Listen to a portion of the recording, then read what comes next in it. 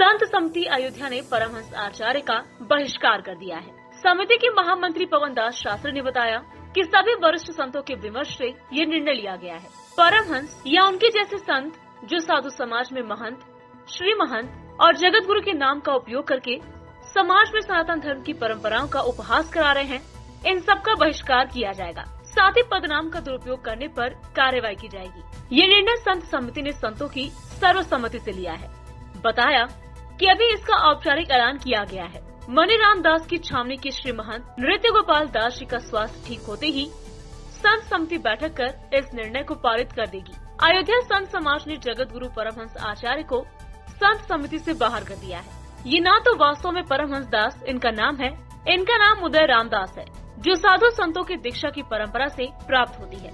तो इस एक नाम को हाईजैक करके और बहुत बड़ा इन्होंने तमाशा खड़ा किया था के सभी पूज्य जो संत हैं, वरिष्ठ संत हैं, जगत गुरुगण हैं और जो भी हमारे संत समाज के मार्गदर्शक और जिम्मेदार हैं, सब लोगों का ये विचार आया कि ये जो अपने को परमहंस कह रहे हैं, इन्होंने हमारे पूज्य जो ब्रह्मलीन परमहंस रामचंद्र दास जी महाराज थे, तो उनकी गरिमा को प्राप्त करने के लिए कहीं न कहीं इस नाम का उपयोग किया।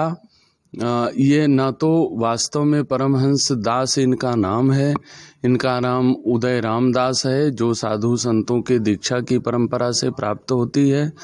तो इस एक नाम को हाईजैक करके और बहुत बड़ा इन्होंने तमाशा खड़ा किया। तब तक जब तक कुछ ऐसे लग रहा था कि ये जोकर टाइप के आदमी हैं, तब तक गंभीरता से इस बात को नहीं लिया गया। एक बार इनको इनके गुरुपीठ से तपस्वी जी की छावनी के जो अभी पूज्य महंत जी हैं, उन्होंने बाई लेटर इनका सब प्रकार से निष्कासन भी किया था।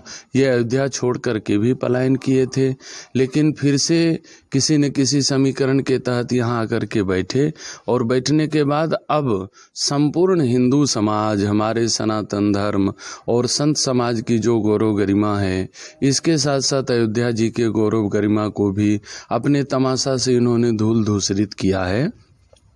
तो इसलिए सभी पूज्य वरिष्ठ संत महात्माओं का ये प्रस्ताव आया है, ये विचार आया है और लगभग यह निष्कर्ष निर्णय हो चुका है कि हमारे संतों में जो परंपरा है, अखाड़े द्वारों का अनुशासन है, उस अनुशासन के अनुरूप जो है नाम लिखने की, पद नाम लिखने की, उसकी एक परिपाटी है, उसकी एक मान्यता होती है।